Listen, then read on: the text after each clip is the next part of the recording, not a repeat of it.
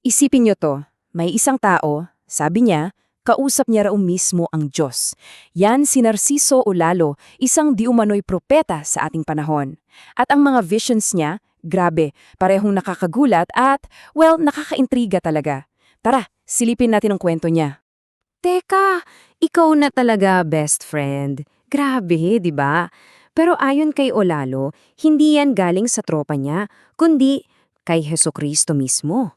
Dito pa lang, sa kakaibang bati na to, makikita na natin kung gaano ka-espesyal yung relasyon na sinasabi niyang meron siya sa Diyos. Okay, so paano ba nagsimula ang lahat ng to? Para maintindihan natin yung mga visions, kailangan muna nating alamin yung pinakapundasyon ng lahat ng sinasabi niya. At ito yung tinatawag niyang power of mind.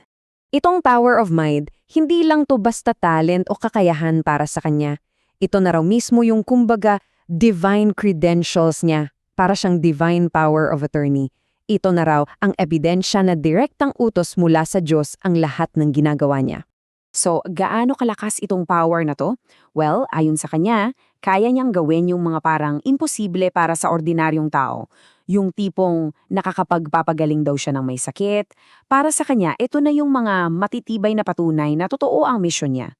O sige, ngayon tingnan natin in action itong sinasabi niyang direct line sa Diyos. May dalawa siyang vision na shinare at pareho tong, well, agaw pansin talaga. Pakinggan natin. Okay, first vision. Isipin niyo to, nasa isang game show daw siya. May 6 na box sa stage. At ang problema, walang-wala. As in, walang makahula ng tamang sagot sa audience. Habang lahat ng tao doon nagkakamot ng ulo, si Olalo alam na alam daw niya yung sagot. Sa sobrang gigil niya, napasigaw na lang siya. At dahil sa sigaw na yon, boom! Napansin siya ng host at bigla, kasali na siya sa laro. So, tinanong siya ng host. Ang ginawa niya, binulong niya yung unang part ng sagot. 3 numero lang. Pero hindi pa dyan nagtatapos. May kasunod pa to na mas misteryoso. Kasunod ng mga numero, 3 letra.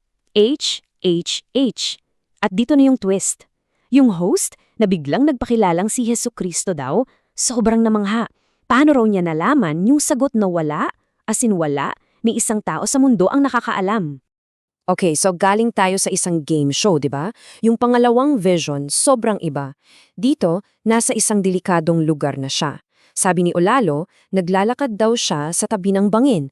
Tapos bigla niyang naramdaman, parang may nakatingin, may sumusunod sa kanya. Tapos, bigla, may narinig daw siyang malakas na boses.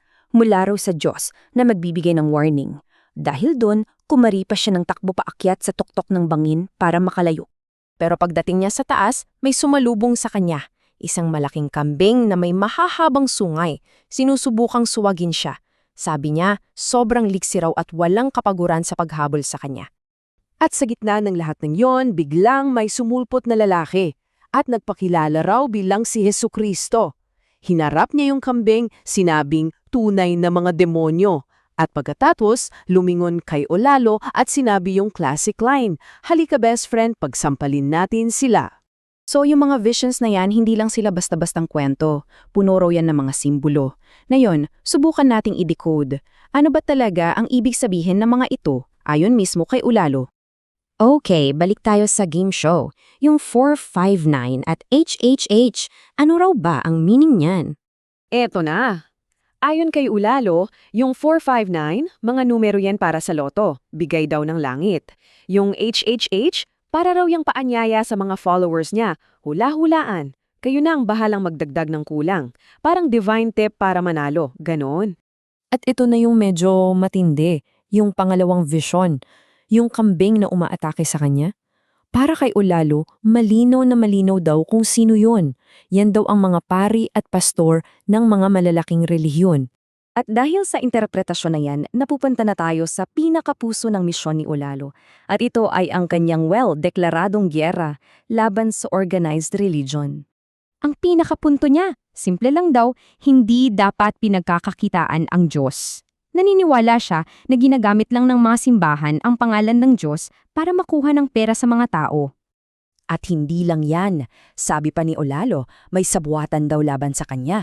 Alam daw ng mga religious leaders na totoo yung sinasabi niya, kala natatakot sila. Ang goal daw nila, isa lang, patahimikin siya para tuloy ang ligaya at yung kita. Malinaw na malinaw para kay Olalo kung ano ang pinag-uusapan dito. Sabi niya mismo, pagpaniwalaan ako ng tao, magsara ang simbahan at wala nang magbigay sa kanila. So para sa kanya, laban to tungkol sa pera. Kaya raw siya tina-target kasi tatamaan ang bulsa nila. So, okay, nakita natin ang mga visions niya. Narinig natin ang misyon niya.